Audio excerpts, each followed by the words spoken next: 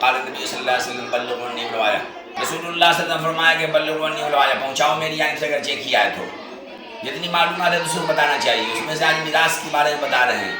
پہلے زمانے میں لوگ دفن کر کے آتے تھے، وارثوں کو بیٹھا دیا، تقسیم کر دیا کرتے تھے میراث، تب جا کر کے کھاتے پیتے تھے۔ اس طریقے سے جو بھائی کا حق بھی دینا، بہن کا حق بھی دینا، جو بہن کا حق نہیں دے گا تو قیامت کے دن 3 پیسے کے بدلے میں 700 مقبول نمازیں دینی پڑے گی۔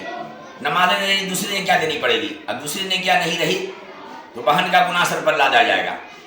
جس نے بھائی کا حق نہیں دیا تو 3 پیسے کے بدلے میں 700 مقبول نمازیں دینی پڑے گی۔ نمازیں نہیں دوسری نے کیا دینی پڑے گی، دوسری نے کیا نہیں رہی تو بھائی کا گناہ سر پر لادا جائے گا۔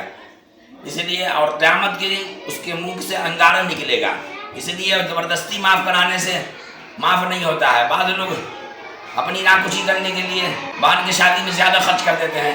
بھائی کہتا ہے کہ ابا بہن کی شادی بہت زیادہ خرچ کر دی، میراث میں حصہ ختم۔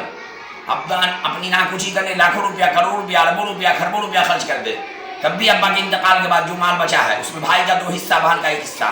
دکان میں، مکان میں، کھیت میں، کھلیان میں، بسواری میں، ساری چیزوں میں۔ دکان مکان زیادہ یوں ہی دے دے، دکان مکان کم ہے قیمت لا کے بہن کو حصہ دیا جائے گا۔ بغیر بانٹے ہوئے تقسیم ہی صحیح نہ ہوگا۔ بھائی اپنے بہن کے مال پر سام بڑھ کے بیٹھا ہے، بہن کہتی ہے نہیں لیں گے تو شریعت میں اس کا کوئی اعتبار نہیں۔ قبضہ کے بعد ہدیہ جائز ہے، جب تک کہ بہن اپنے مال پر قبضہ نہیں کر رہی ہے، بھائی وکیل بنا رہے، اپنے بہن کے مال کی حفاظت کرتا رہے، مرنے لگے تو اپنے بیٹے کو وصیت کر دے، دیکھ بیٹا بھی یہ میرے بہن کا مال سے خیال رکھنا۔